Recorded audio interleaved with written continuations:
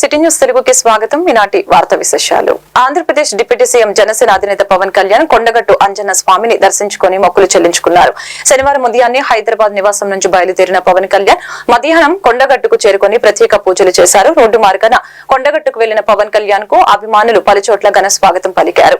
ఎన్నికల ముందు వారాహి వాహనానికి పూజలు చేసిన పవన్ కళ్యాణ్ ముడుపులు కట్టారు. ఎన్నికల తర్వాత డిప్యూటీ సీఎం హోదాలో పవన్ కళ్యాణ్ తొలిసారి కొండగట్టు అంజన్న దేవాలయానికి వచ్చారు. డిప్యూటీ సీఎం పవన్ కళ్యాణ్ రాక సందర్భంగా కొండగట్టులో పోలీసులు భారీ భద్రత ఏర్పాట్లు చేశారు. ఆంజనేయ స్వామికి ప్రత్యేక పూజలు చేసిన అనంతరం పవన్ కళ్యాణ్ హైదరాబాద్ కు బయలుదేరారు.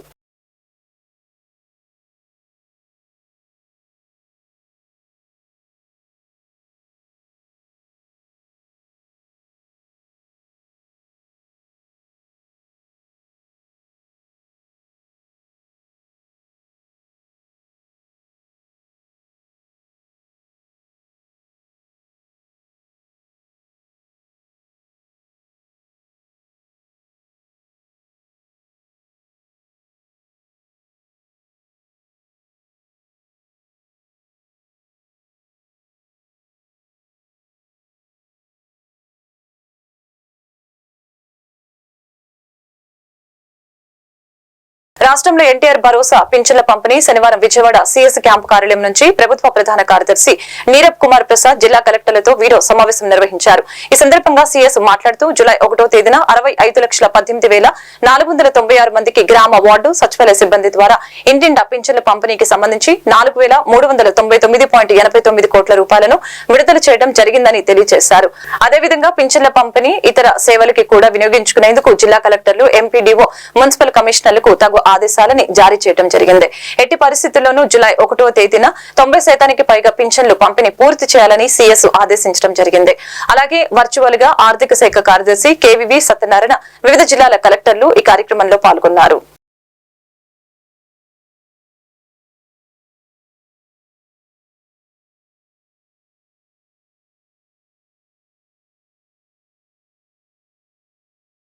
నేపాల్ దేశంలోని రాజధాని కాఠ్మండులో గల ప్రపంచ ప్రసిద్ధిగాంచిన యునెస్కో చేత గుర్తించబడిన పశుపతినాథ్ దేవాలయం, గుహేశ్వర పార్వతీమాత దేవాలయం, బౌద్ధ స్తూపం, స్వయంభూ బౌద్ధ నీలకంఠం ప్రదేశాల్లో ప్రదర్శన నిర్వహించడం జరిగింది. నవ్యాంధ్రప్రదేశ్ నూతన రాజధాని అమరావతి ప్రపంచంలోనే మేటి నగరంగా తీర్చిదిద్దేందుకు ముఖ్యమంత్రి నారా చంద్రబాబు నాయుడు ప్రణాళికని రచించడం జరిగిందని తెలిపారు. కార్యక్రమంలో అమరావతి అభివృద్ధి కమిటీ చైర్మన్ మరియు అఖిల భారత పంచాయతీ పరిషత్ జాతీయ ఉపాధ్యక్షుడు డాక్టర్ జాస్తి వీరాంజనేయులు, ఆంధ్రప్రదేశ్ పంచాయతీ పరిషత్ రాష్ట్ర ప్రధాన కార్యదర్శి కొత్తపు మునిరెడ్డి, నంద్యాల సోమేశ్వరరావు, వెంకటేశ్వరరావు, రాజరాజేశ్వరి, నాగలక్ష్మి పాల్గొన్నారు.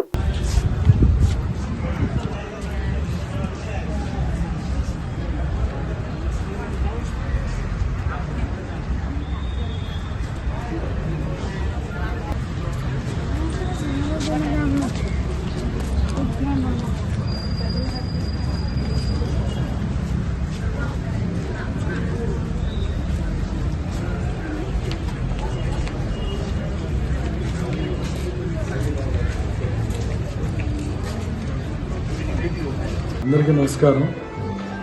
నా పేరు డాక్టర్ జాస్తి వీరాంజనేయులు, అఖిల భారత పంచాయతీ పరిషత్ న్యూఢిల్లీ జాతీయ ఉపాధ్యక్షుడిని, అమరావతి అభివృద్ధి కమిటీ చైర్మన్గా విధులు నిర్వహిస్తున్నాను. నేపాల్ రాష్ట్రంలోని కాఠ్మండు రాజధానిలో గత 2 రోజుల నుంచి అమరావతి అంతర్జాతీయ బౌద్ధ పిల్గ్రిమ్ సెంటర్ అమరావతి కోసం ఆంధ్రప్రదేశ్లోని గౌరవ ముఖ్యమంత్రి వర్యులు శ్రీ నారా చంద్రబాబు నాయుడు గారు పడుతున్న కృషి అమరావతిని అంతర్జాతీయ స్థాయిలో తీర్చిదిద్దేదానికి ప్రణాళికలు రచిస్తున్నారు. అందులో భాగంగా నేపాల్ కాఠ్మండులో ఎన్డీఏ కూటమి, తెలుగుదేశం పార్టీ, జనసేన, భారతీయ జనతా పార్టీ కూటమి ప్రభుత్వం ఆంధ్రప్రదేశ్లో ఏర్పాటైంది.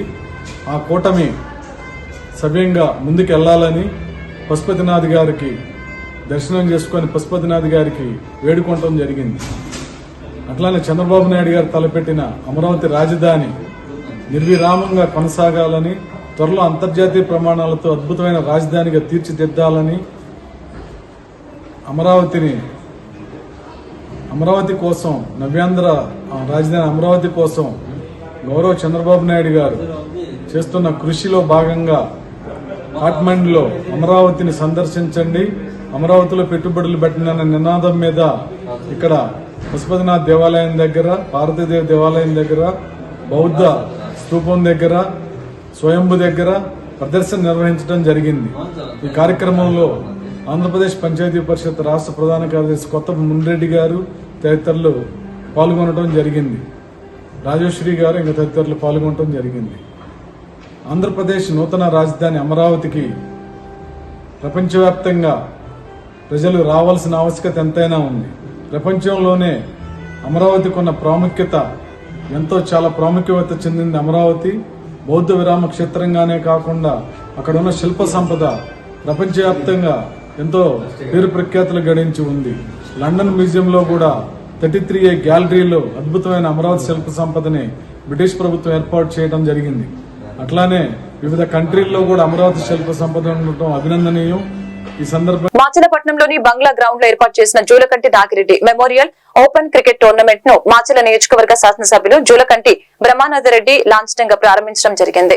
ఈ సందర్భంగా జూలకంటి మాట్లాడుతూ యువత క్రీడల్లో రాణించాలని, ప్రతిరోజు కనీసం 1 గంట సేపు అయినా వ్యాయామం చేయాలని తెలియజేశారు.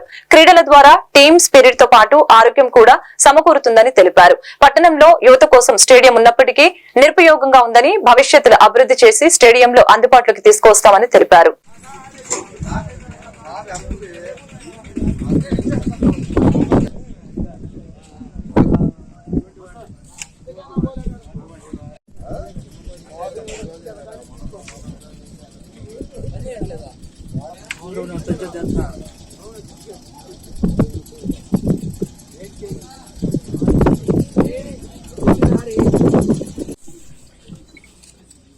జోహార్ నాగిరెడ్డి గారు.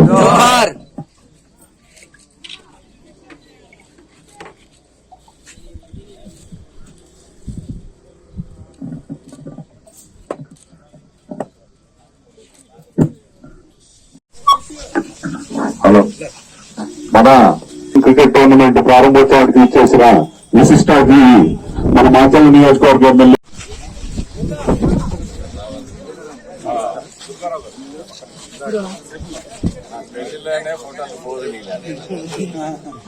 మాకు అవసరం. ఓకే,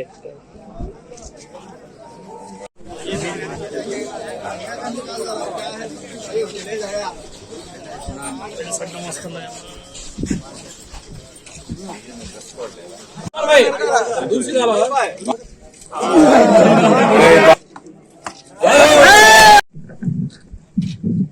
మరి మాచర్ల నియోజకవర్గంలో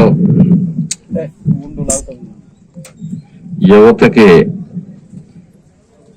మొట్టమొదటిసారిగా ఒక స్టేడియం నిర్మించడం జరిగింది. నరసరావుపేట ఆర్టీసీ బస్టాండ్ ని ఆకస్మికంగా ఎమ్మెల్యే చంద్రవాడ అరవింద్ బాబు తనిఖీ చేశారు. ఇటీవల కురిసిన వర్షాలకు బస్టాండ్ ఆవరణలో నీరు నిలిచి ఉండటంతో దుర్వాసన రావడంతో తీవ్ర ఇబ్బందులు పడుతున్న ప్రయాణికులు. బస్టాండ్ ఆవరణంలో మురికి కాల్వల్ని శుభ్రం చేసిన ఎమ్మెల్యే చంద్రవాడ. ఈ సందర్భంగా ఎమ్మెల్యే చంద్రవాడ అరవింద్ బాబు మాట్లాడారు. నరసరావుపేట ఆర్టీసీ బస్టాండ్ కి ఇప్పటికి 4 సార్లు పరిశీలించామని తెలియజేశారు. బస్టాండ్ ని పూర్తిగా నీట్ గా ఉంచాలి. ప్రభుత్వ స్థలంలో ఉన్న ప్రైవేట్ పెట్రోల్ బంక్ అనుమతిని వెంటనే రద్దు చేయాలి. వైసీపీ ప్రభుత్వ హయాంలో వ్యవస్థల్ని అన్ని భ్రష్టు పట్టించారు. వాటన్నిటిని మేము దగ్గరుండి బాగు చేసుకుంటాం. ఏ కష్టం వచ్చినా ప్రజలకు ఎప్పుడూ అందుబాటులో ఉంటామని తెలిపారు.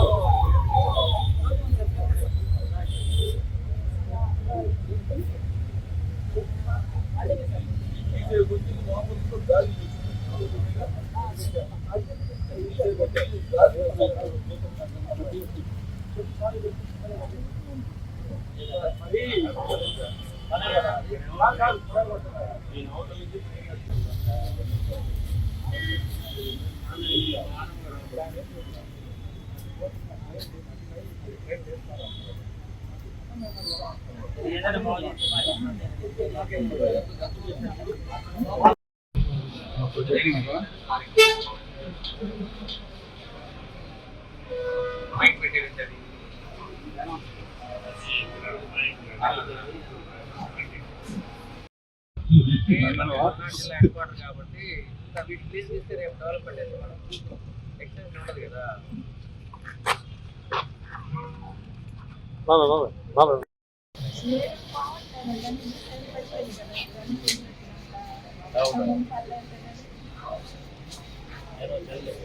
నర్సాబాదపట్నం మరి పల్నాడు జిల్లా ముఖద్వారమైన ఆర్టీసీ బస్ స్టాండ్ దగ్గర మరి పర్యవేక్షణ చేస్తూ ఉన్నాము.